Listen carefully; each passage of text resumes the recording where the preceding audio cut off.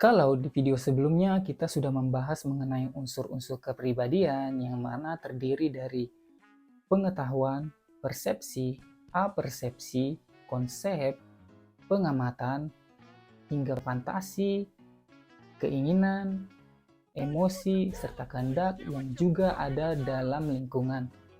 Nah, di video kali ini kita akan membahas tentang bahan atau materi dari unsur-unsur kepribadian yang artinya kepribadian yang melekat pada diri manusia ternyata mempunyai bahan atau materi sehingga manusia terlihat sebagai individu secara utuh. Adalah seorang ahli etnopsikologi yang bernama Anthony Francis Clark Wallace yang berasal dari Toronto, Kanada, yang lahir pada tahun 1923 dalam bukunya yang berjudul Culture and Personality yang ditulis pada tahun 1966. Dalam buku itu, dia membuat suatu kerangka yang mana daftar itu dibuat untuk melihat objek dan sasaran unsur kepribadian manusia.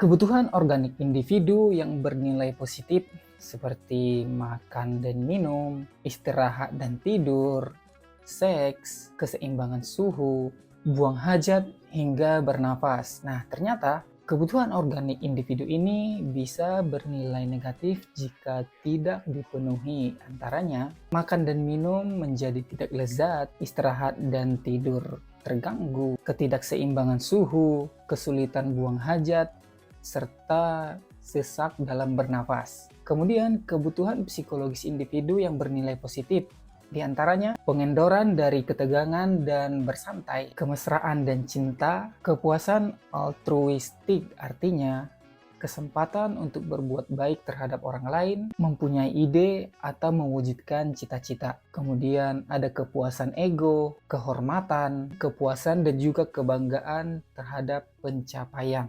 Dan ternyata ada dorongan psikologis yang bernilai negatif, di antaranya ketegangan, kebencian, egoisme, penghinaan, kemudian ketidakpercayaan terhadap diri sendiri, pemalu, hingga altruisme ekstrim artinya keadaan tidak puas yang bernilai negatif. Kalau dalam lingkungan individu, ternyata ada identitas aku yang bersifat fisik, artinya penggambaran mengenai badan, penggambaran mengenai kecacatan, kekurangan diri sendiri, penyakit-penyakit, hingga perhiasan atau ornamen yang ada pada diri sendiri, ibaratnya aksesoris diri. Dan identitas aku yang bersifat psikologis menurut buku ini, ada penggambaran tentang diri sendiri, ada penggambaran mengenai watak diri sendiri, kesadaran akan lingkungan sosial, dan bermacam manusia di sekeliling seperti